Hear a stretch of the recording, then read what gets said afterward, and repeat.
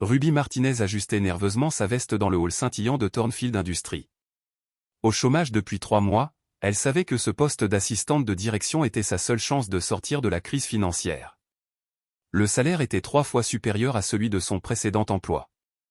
Et une assurance couvrait les soins médicaux de sa sœur. N'oubliez pas de vous abonner, d'aimer et d'activer les notifications pour ne rien manquer des nouveautés les plus excitantes. Feu. Une femme parfaite avec un carré droit est apparue derrière les portes vitrées. Mademoiselle Martinez, Monsieur Thornfield vous attend. Ruby la suivit à travers un labyrinthe de couloirs vitrés et de murs métalliques étincelants. Le bureau occupait tout le dernier étage du gratte-ciel, avec des baies vitrées donnant sur Manhattan, tel un royaume de béton. « Tu es en retard », dit une voix grave derrière l'immense table. Ruby jeta un coup d'œil à sa montre. « En fait, je suis arrivé 15 minutes plus tôt. » Il leva les yeux. Son regard froid et dur s'adoucit légèrement, puis redevint rapidement perçant. Il était plus jeune qu'elle ne l'avait imaginé, la trentaine, les cheveux noirs et une mâchoire digne d'une couverture de magazine. Mais il y avait dans son regard une froideur qui lui serra l'estomac.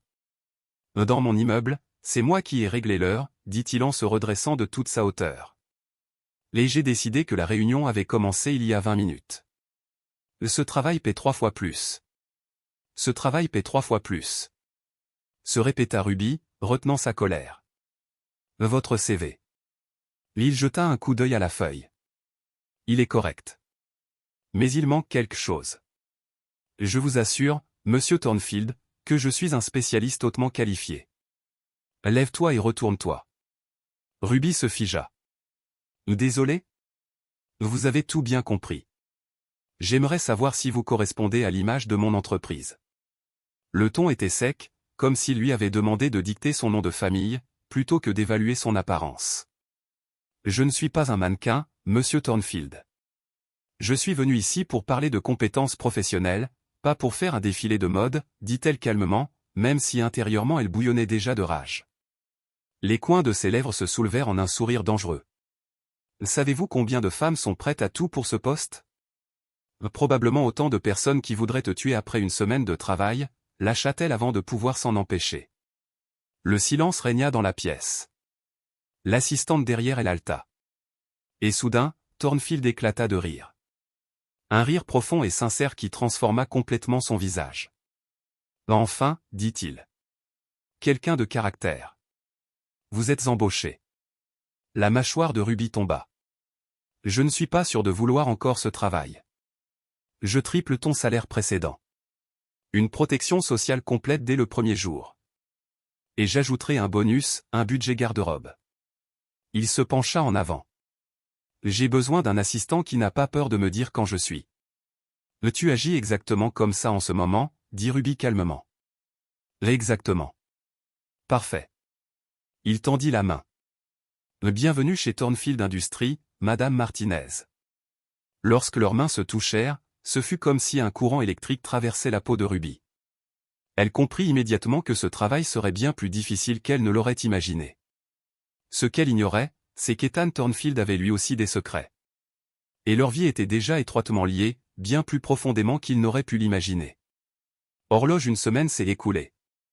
Les premiers jours de Ruby furent un tourbillon de réunions, d'appels et de missions de plus en plus étranges de la part de son nouveau patron.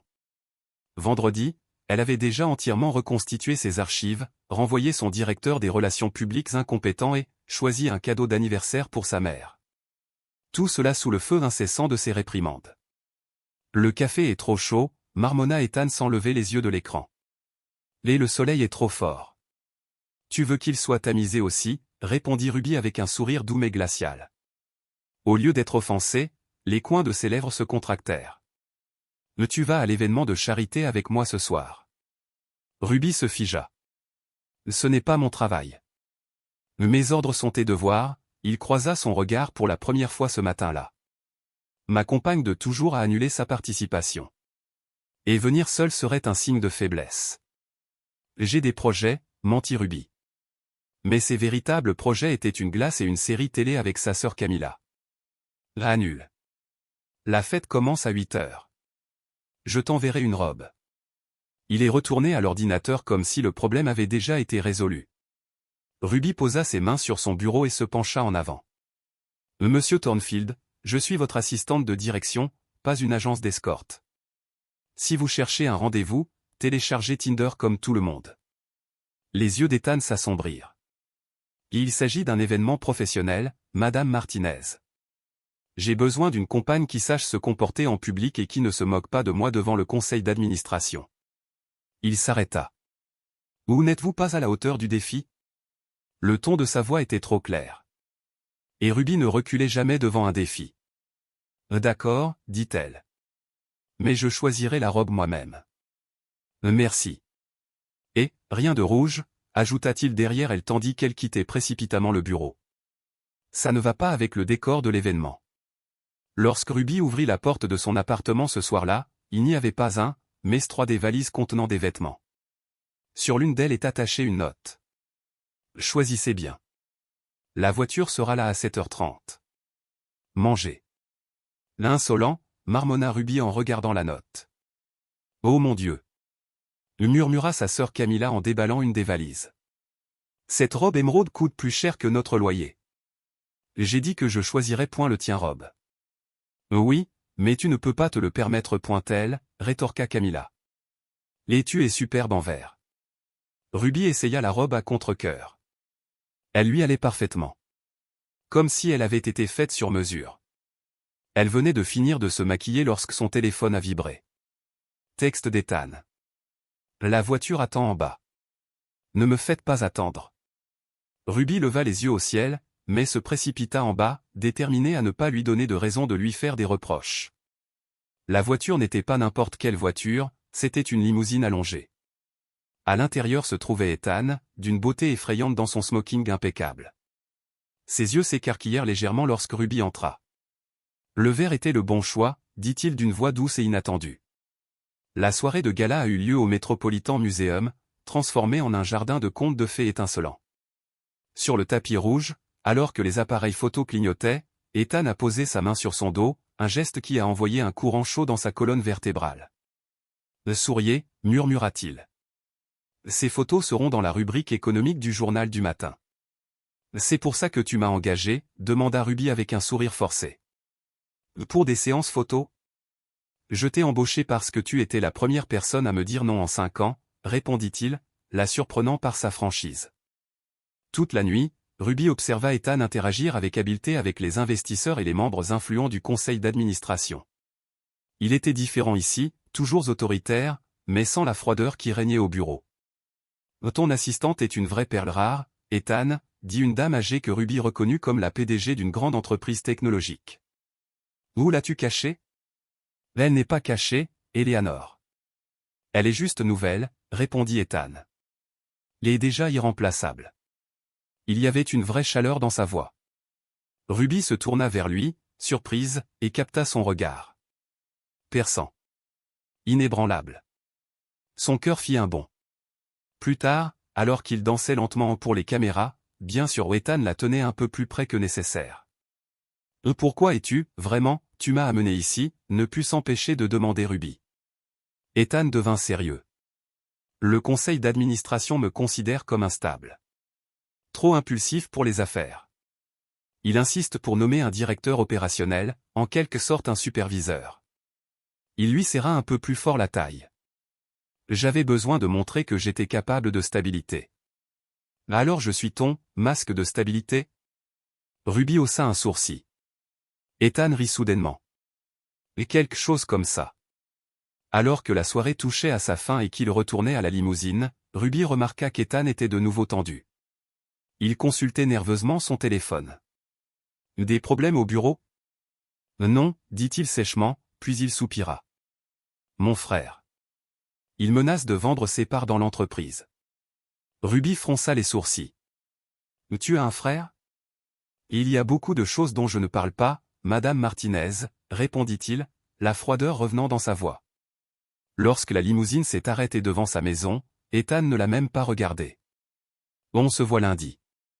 Cette robe est à toi. Garde-la. Ruby sortit de la limousine avec un sentiment inexplicable de déception. Bonne nuit, monsieur Thornfield. Elle était sur le point de partir quand soudain il cria. Ruby. C'était la première fois qu'il prononçait son nom. Merci pour cette soirée. Vous avez été impeccable. Avant qu'elle puisse répondre, la portière de la limousine claqua et la voiture disparut dans la nuit, laissant Ruby sur le trottoir, le cœur battant. Elle l'ignorait encore, mais quelqu'un les avait observés toute la nuit.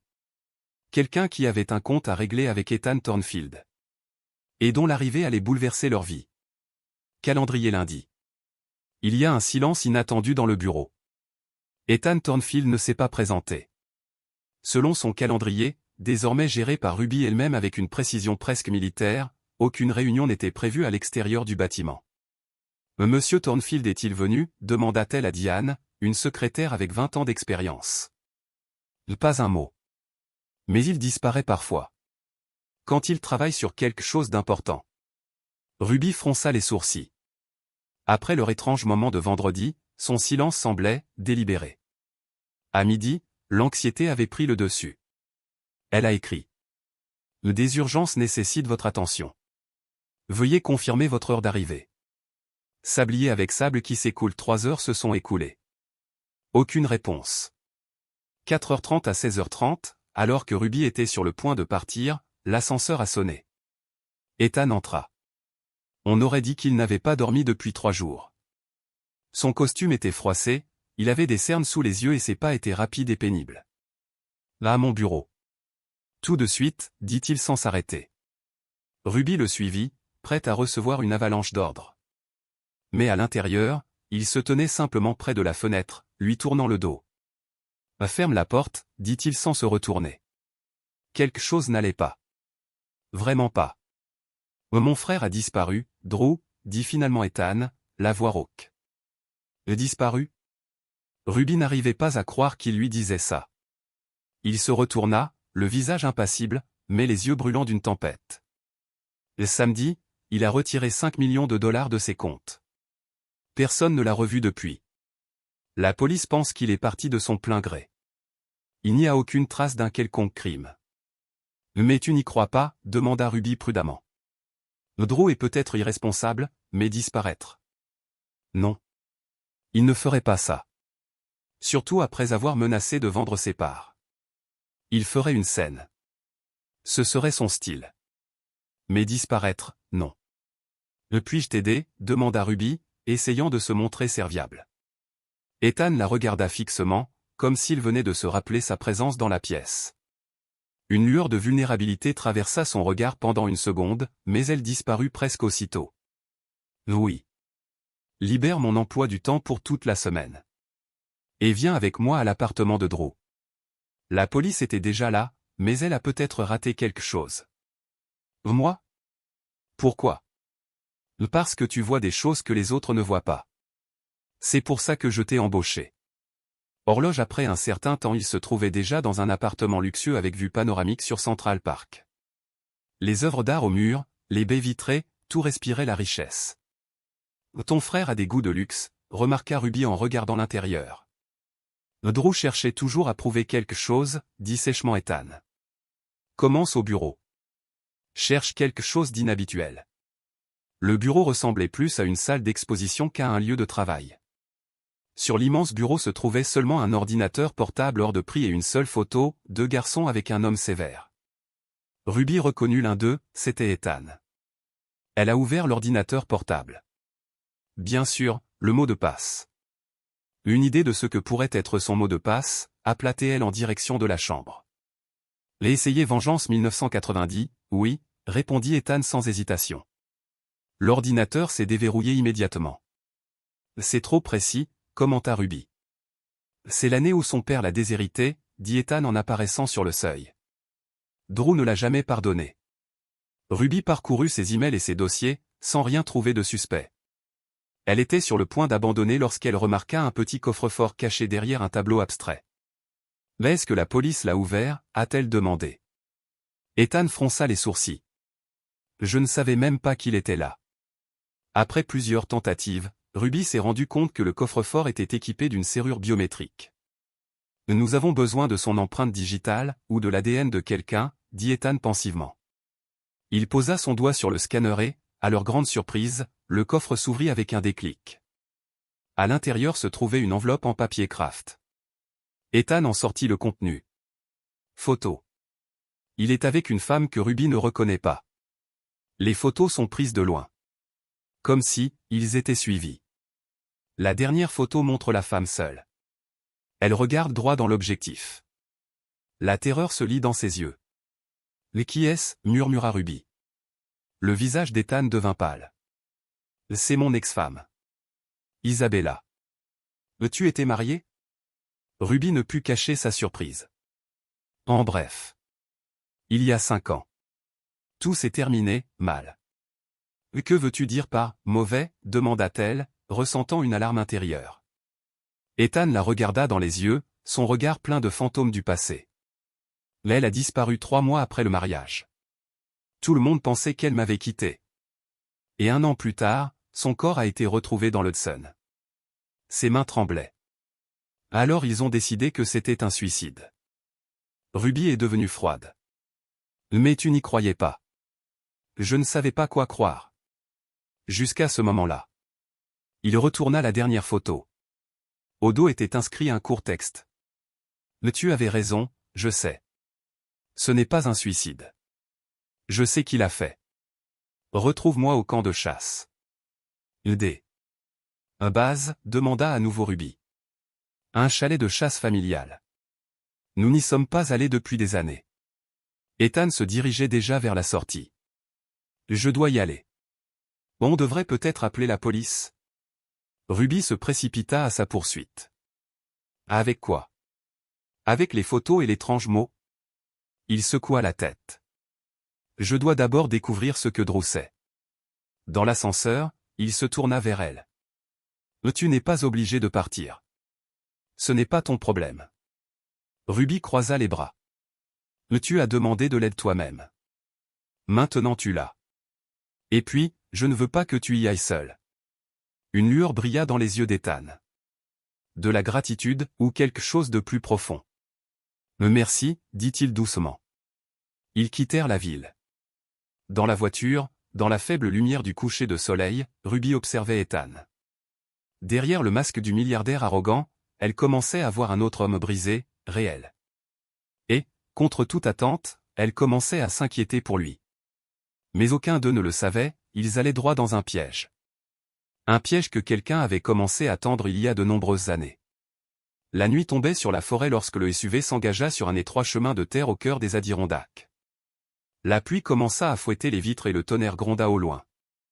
Bien sûr, un orage. Comme si tout le reste n'était pas assez effrayant, murmura Ruby. Ethan serrait le volant si fort que ses jointures devinrent blanches. Nous y sommes presque. La cabane n'était pas la vieille cabane en rondin que Ruby avait imaginée, mais une solide maison de pierre et de bois, cachée parmi de grands pins. Il n'y avait pas une seule lumière allumée à l'intérieur. Reste dans la voiture, ordonna Ethan en coupant le moteur. Ruby renifla. C'est pas vrai. J'ai vu assez de films d'horreur pour savoir qu'on ne peut pas se séparer. Un léger sourire éclaira le visage d'Ethan, mais il disparut rapidement. Il ouvrit la boîte à gants et en sortit un pistolet. Est-ce nécessaire? Les yeux de Ruby s'écarquillèrent.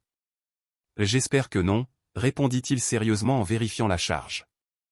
Mais dans une situation comme celle-ci, mieux vaut être préparé. Ils atteignirent la cabane. Ils furent trempés en quelques secondes. Ethan poussa la porte, qui s'ouvrit lentement, avec un grincement terrible. Drew, appela-t-il dans l'obscurité. Silence. Il trouva l'interrupteur, et une lumière chaleureuse emplit la pièce. L'espace était vaste, avec un haut plafond et une cheminée au centre. Mais un sentiment de malaise flottait dans l'air. Quelque chose clochait. Tout autour était recouvert d'une fine couche de poussière, à l'exception d'une chaise. Elle avait visiblement servi récemment. Et quelqu'un était là, murmura Ruby à bout de souffle. Ils ont fouillé minutieusement tout le premier étage, mais n'ont rien trouvé de suspect. À l'étage, la même image. Des pièces vides, oubliées depuis longtemps, comme figées dans le temps. Il y a un sous-sol ici, dit Ethan en désignant la porte près de la cuisine. L'escalier craquait sous leurs pas tandis qu'ils descendaient lentement dans la pièce fraîche et humide. Ethan promenait sa lampe torche dans la pièce, cartons, meubles anciens et... Oh mon Dieu! Le souffla Ruby. Devant eux se trouve un mur entièrement recouvert de photographies, de coupures de journaux et de notes manuscrites, le tout relié par un fil rouge. On dirait une scène de série policière. Au centre se trouve une grande photographie d'Ethan et d'Isabella le jour de leur mariage. Ethan s'approcha, le visage figé entre l'horreur et le choc. Drew a fait un tableau d'enquête? Murmura-t-il. Ruby regarda le chaos sur le mur, les articles sur la disparition et la mort d'Isabella étaient liés à des personnes qu'elle reconnaissait comme étant des dirigeants de l'entreprise Thornfield Industries.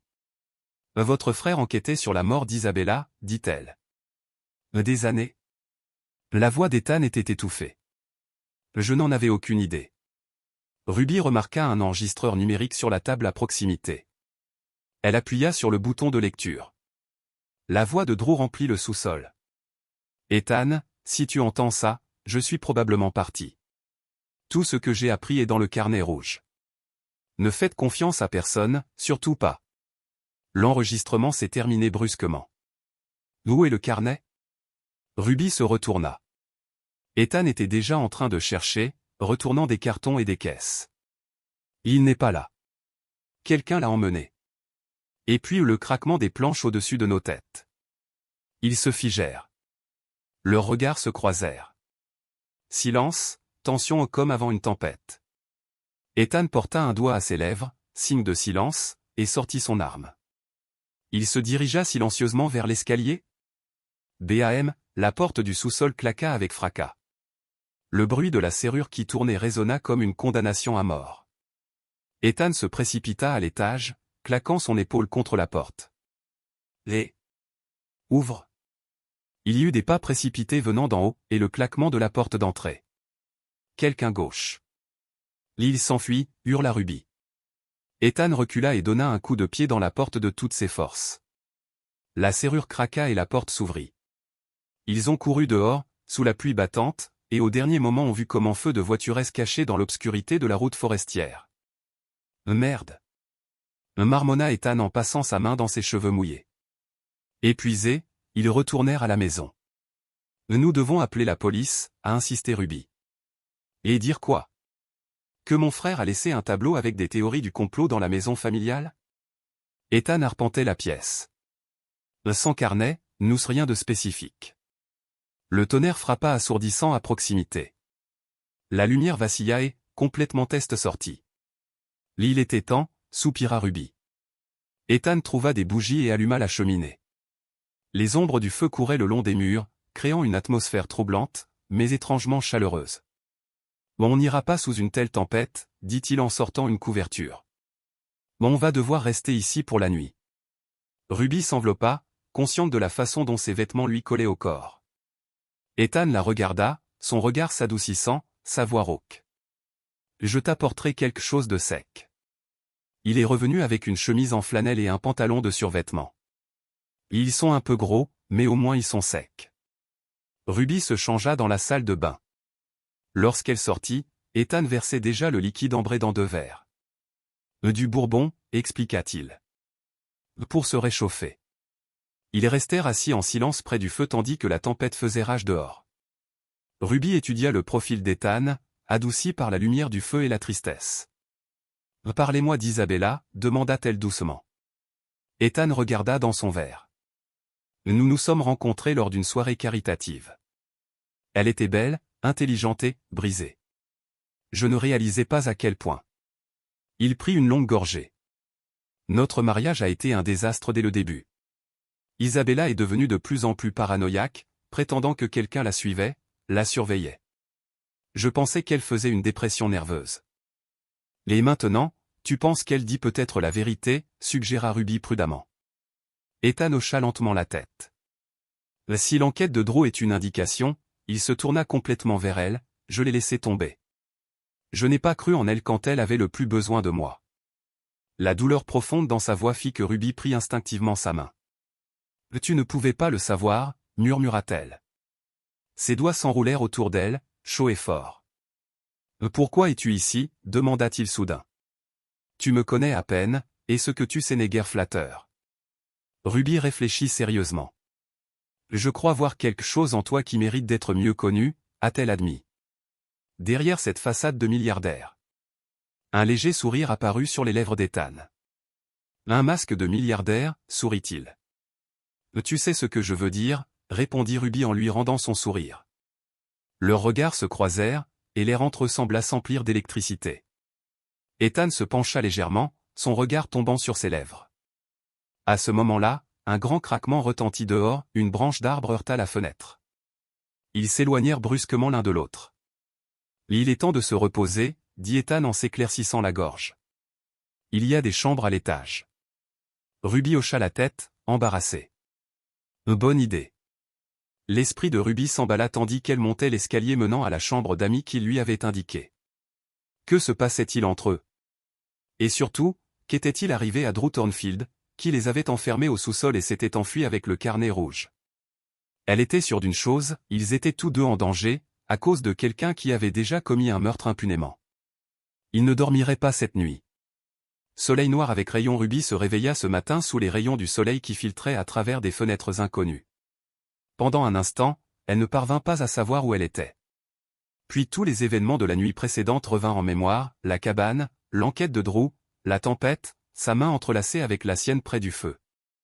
L'odeur du café l'attira vers l'endroit où Ethan était assis à la table de la cuisine, plongé dans son travail, tendu et concentré. Il leva les yeux quand il la vit, et pendant un instant quelque chose de nouveau de chaud traversa son visage. « Bonjour », dit-il en lui tendant une tasse. « J'ai trouvé une vieille cafetière. Il n'y a pas encore d'électricité, mais la cuisinière à gaz fonctionne. » Ruby prit le café avec gratitude. « Des nouvelles ? Il n'y a pas de service de téléphonie mobile dans cette région à cause de la tempête. J'utilise Internet par satellite que j'ai installé il y a plusieurs années. » Il tourna l'écran de l'ordinateur portable vers elle.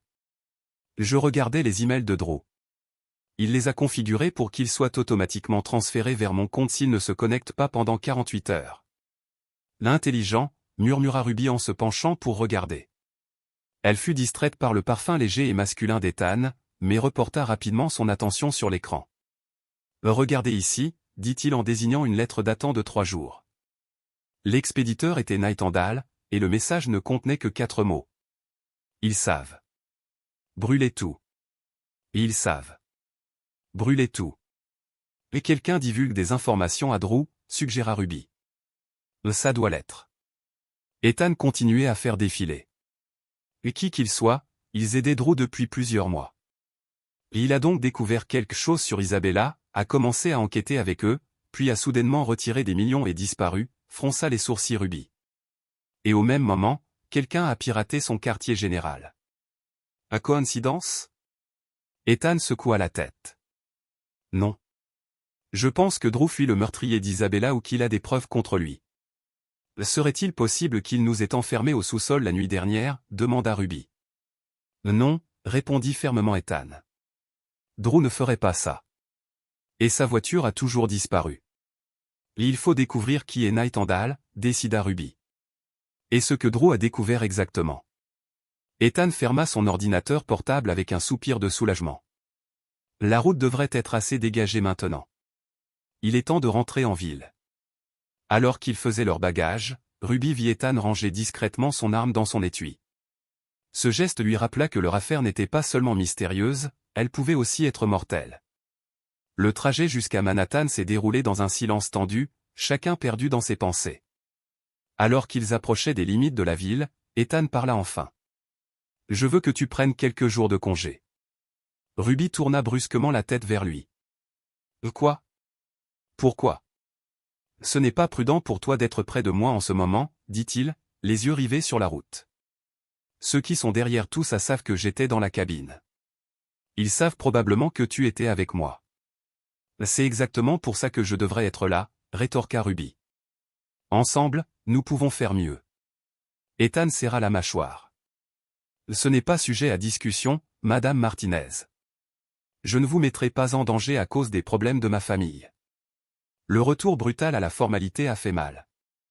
C'est tout? Après tout ce que tu m'as dit, tu me fais une croix? Je te protège, insista-t-il alors qu'ils arrivaient devant sa maison. Ruby attrapa son sac et ouvrit la portière de la voiture. Je n'ai pas besoin de votre protection, monsieur Thornfield. J'ai besoin d'honnêteté. Vous cachez quelque chose. Il ne le nia pas. Elle hocha la tête, les lèvres pincées. Je le pensais. Elle claqua la porte et, sans se retourner, entra dans l'entrée, sentant la rage et la douleur bouillonner dans son âme. 3 jours passèrent sans nouvelles d'Ethan. Ruby, partagée entre colère et anxiété, vérifiait constamment les informations pour repérer la famille Thornfield. Le 4e matin, Camilla fit irruption dans sa chambre en brandissant un journal. « Ruby, regarde ça !» Le titre criait. « Thornfield Industries est en plein chaos. Le PDG Ethan Thornfield est accusé de fraude par son frère disparu. » Ruby saisit le journal et lut l'article avec horreur. Selon une source anonyme, Drew Thornfield possédait des preuves que son frère détournait de l'argent de l'entreprise depuis des années. L'article mentionnait également des rumeurs selon lesquelles Ethan pourrait être impliqué dans la mort de son ex-femme. « C'est un piège », murmura Ruby. « Quelqu'un essaie de le piéger. » Le téléphone sonna à un numéro inconnu. Elle répondit prudemment. Ruby, la voix d'Ethan était calme et insistante. « Ne réagis pas à ce que je dis. J'ai besoin de ton aide, mais on pourrait être suivi. Retrouve-moi là où on a vraiment sympathisé pour la première fois. Pas physiquement, mais émotionnellement. Viens seul. » Avant qu'elle puisse répondre, il a raccroché. L'esprit de Ruby s'emballa, où cela pouvait-il bien être? Pas au bureau. Pas au gala de charité. Où ils avaient dansé et où il lui avait confié ses craintes quant au contrôle du conseil d'administration. 1 heure plus tard, elle déambulait dans les couloirs du Metropolitan Museum, s'efforçant de garder son calme tout en gardant les yeux ouverts. Elle trouva Ethan dans la salle des armures médiévales, portant des lunettes de soleil et une casquette qui dissimulait à peine ses traits reconnaissables. « Merci d'être venu, dit-il doucement tandis qu'elle s'approchait. Je ne savais pas à qui d'autre je pouvais faire confiance. » Ruby croisa les bras. « Et que se passe-t-il, Ethan ?»« Ce document n'est qu'un début, » l'interrompit-il. « Quelqu'un détruit systématiquement tout ce que j'ai construit. La SEC enquête sur les allégations de fraude. La police veut m'interroger à nouveau sur l'affaire Isabella. Demain, le conseil d'administration votera sur ma destitution. »« Mais qui fait ça ?» demanda Ruby. Ethan hésita, puis la conduisit vers un banc dans un coin tranquille. « Il y a quelque chose que je ne t'ai jamais dit à propos de la mort d'Isabella, » commença-t-il presque à voix basse. « La nuit de sa disparition, nous avons eu une terrible dispute. Elle m'a accusé de trahison. Elle a dit avoir la preuve que quelqu'un de proche voulait sa mort. Ses mains se serrèrent en poing. J'ai cru qu'elle était à nouveau paranoïaque. J'ai quitté la maison quelques heures pour me calmer. À mon retour, elle avait disparu. » Ruby sentit un frisson malgré la chaleur du musée. « Penses-tu que quelqu'un a profité de ton absence ?» Ruby n'eut pas le temps de terminer sa question. « Je ne sais pas, » admit Ethan. « Mais je me suis toujours demandé si j'aurais pu la sauver si j'étais resté. » Ruby posa sa main sur la sienne. « Ce n'est pas ta faute, Ethan. » Il baissa les yeux sur leurs mains jointes, puis leva les yeux et rencontra son regard si perçant qu'il coupa le souffle à Ruby. « Hier soir, j'ai reçu une lettre codée de Drew. Il est vivant, Ruby.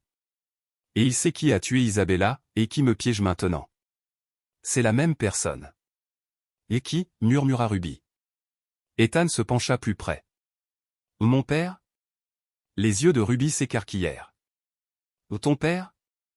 Mais je croyais qu'il était mort. » « C'est ce que tout le monde pense, » répondit Ethan avec amertume. « Il y a 5 ans, son yacht a explosé au large des côtes grecques.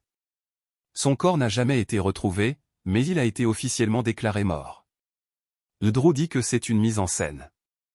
Notre père a simulé sa propre mort après avoir ordonné le meurtre d'Isabella. »« Mais pourquoi tuer ta femme ? » ?»« Parce qu'elle a découvert qu'il volait l'entreprise depuis des décennies via des comptes offshore dont je ne savais rien. » Ethan passa une main dans ses cheveux ébouriffés.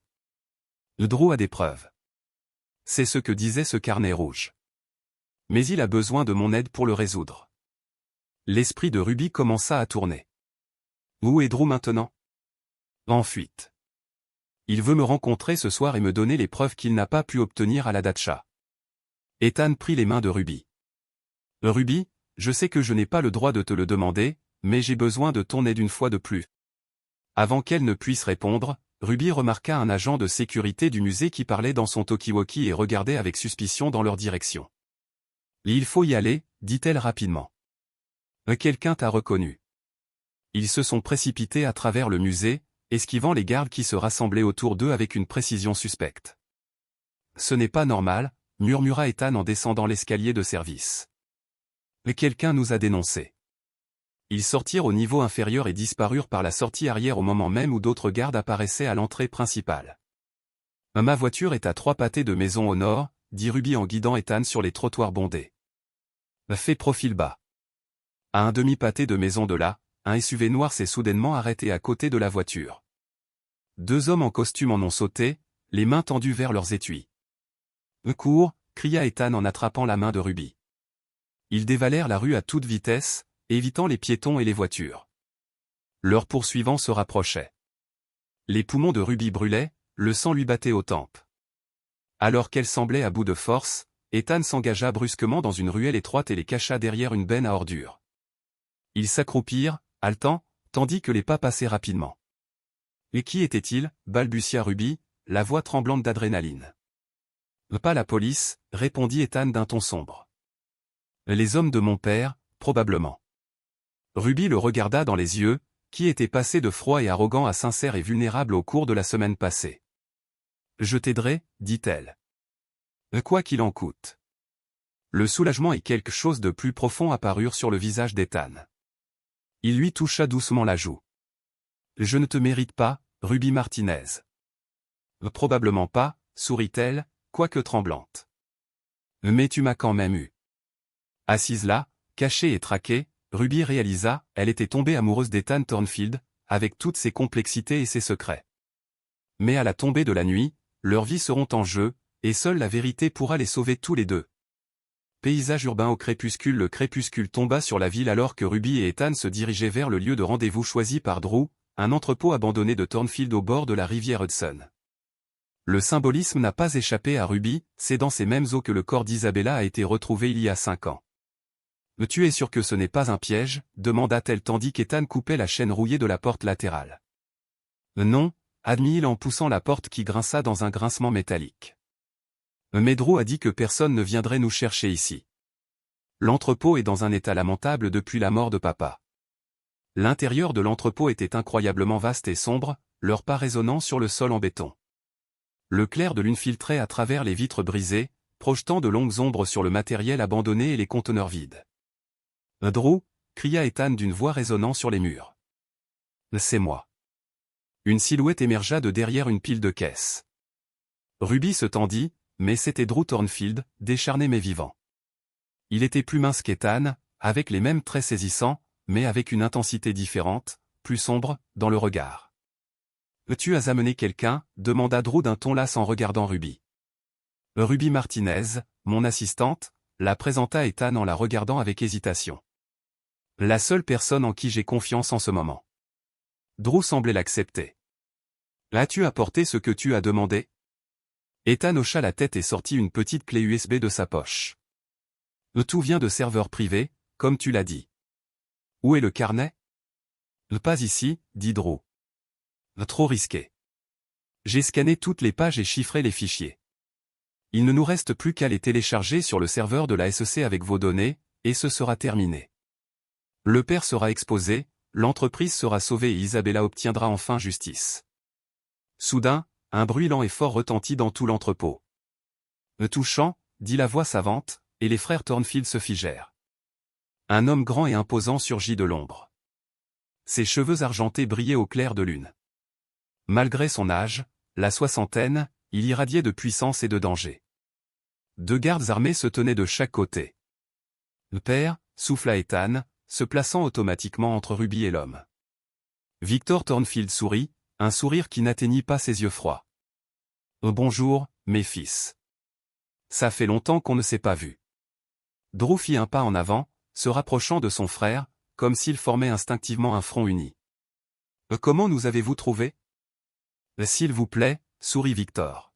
« Croyez-vous que je n'ai pas de gens qui surveillent les choses que je possède encore officiellement ? Dès que les gardes ont signalé l'intrusion, j'ai immédiatement compris que c'était vous. Il soupira avec un drame qu'il semblait apprécier. J'espérais résoudre ce conflit familial tranquillement. Mais vous avez impliqué des personnes extérieures et m'avez forcé à agir. Le regard de Victor toucha Ruby. Sortez-la d'ici. Tu arrives trop tard, dit Ethan en serrant les dents. Mademoiselle Martinez en a trop vu, répondit froidement Victor. Tout comme la pauvre Isabella. Ethan se tendit à la mention de son ex-femme. Tu l'as tuée. Quel vilain mot, gloussa Victor. Je préfère dire, lever l'obstacle. Elle allait tout gâcher avec ses accusations autoproclamées de fraude financière, exactement comme tu essaies de le faire maintenant. Il tendit la main. Clé USB, Ethan. C'est fini. C'est fini, dit Drew fermement. Nous avons déjà envoyé des copies à nos contacts de confiance. S'il nous arrive quelque chose, ce sera de notoriété publique. Un air d'incertitude traversa le visage de Victor, mais fut rapidement remplacé par son masque habituel. Tu bluffes. Me regarde ça, a lancé Ethan. L'esprit de Ruby s'emballa. Les gardes armés les avaient acculés, mais Victor semblait sincèrement incertain si ses fils bluffaient. Il leur fallait gagner du temps.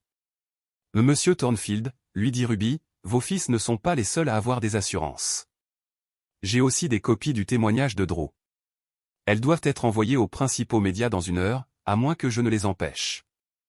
Les yeux de Victor se rétrécirent. Et qui êtes-vous, mademoiselle Martinez? Vous êtes trop intelligente pour n'être qu'une assistante. Je suis la femme qui t'aidera à tomber, répondit Ruby, avec plus d'assurance qu'elle ne l'était. Victor la regarda longuement, puis rit.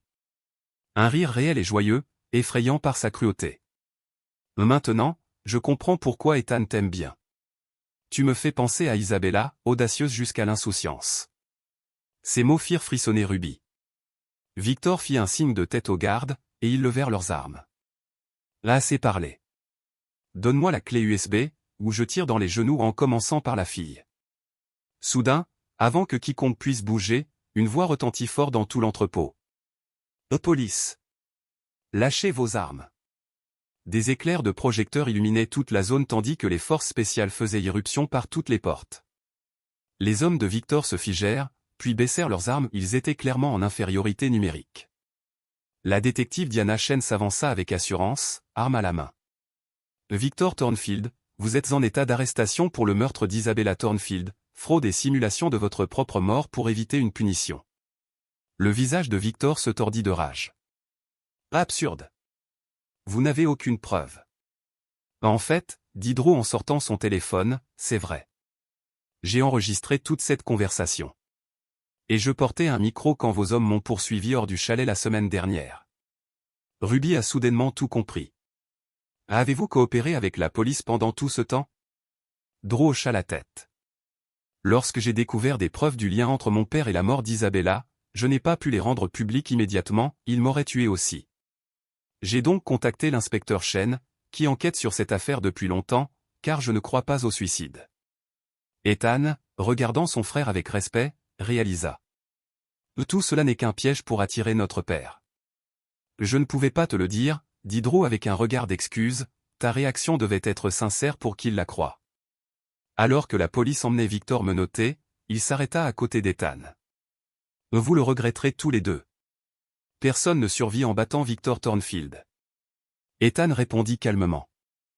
Tu nous as appris mieux que tu ne le pensais, père. Au revoir.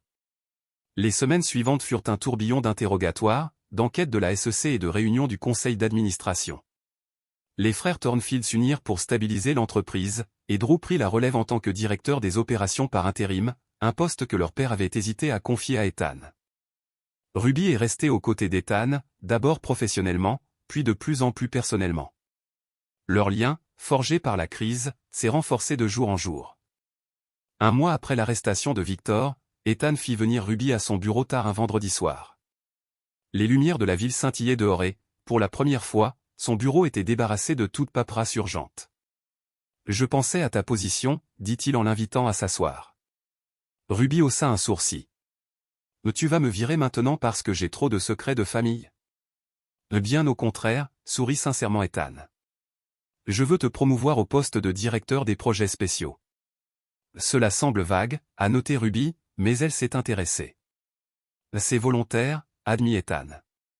Le rôle évoluera en fonction de tes talents et de tes centres d'intérêt. Tu as prouvé que tu étais plus précieux que je ne l'aurais imaginé. Quel sera le premier projet, a-t-elle demandé.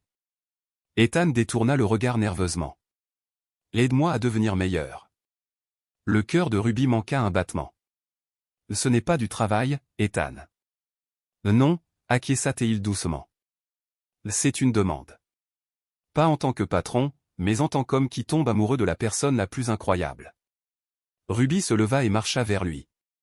Je pense que tu es déjà meilleur que tu ne le penses. Ethan se leva, réduisant la distance entre eux. Alors, tu es partant pour dîner demain? Loin du bureau? Loin de tous ces problèmes familiaux? Juste nous? Ça dépend, répondit Ruby d'un ton enjoué, mais son regard était sérieux. Tu vas me signaler des signaux d'alarme. Ethan rit, puis devint sérieux. Seulement ton cœur, Ruby Martinez. Seulement ton cœur. Quand il l'embrassa enfin, ce fut le début de quelque chose de réel, quelque chose que ni le milliardaire ni son assistant ne recherchaient, mais quelque chose dont ils avaient tous deux désespérément besoin. Un an plus tard, le gala de la Fondation Thornfield est devenu l'événement de la saison, une célébration non seulement des bénéfices records de l'entreprise, mais aussi d'une nouvelle orientation sous la direction des frères, les affaires éthiques et la philanthropie à grande échelle. Ruby, vêtue d'une robe rouge éclatante, charmait aisément l'élite new-yorkaise. Ethan avait depuis longtemps oublié son aversion pour le rouge et communiquait avec assurance avec ses invités. Elle n'était plus seulement son assistante, elle avait gagné sa place à ses côtés, dans les affaires comme dans la vie. Tu l'as transformée, dit doucement Drew en apparaissant avec des coupes de champagne. Je n'ai jamais vu mon frère aussi heureux. Nous nous sommes changés l'un l'autre, sourit Ruby en acceptant le verre. De l'autre côté de la pièce, Ethan discutait avec l'inspecteur Chen, devenu son ami après le procès réussi de Victor. Justice avait été rendue et la douleur avait enfin commencé à s'atténuer, permettant à Ethan d'aller de l'avant. Comme s'il avait senti son regard, il leva les yeux et croisa le sien. L'amour et la confiance dans son regard firent battre le cœur de Ruby.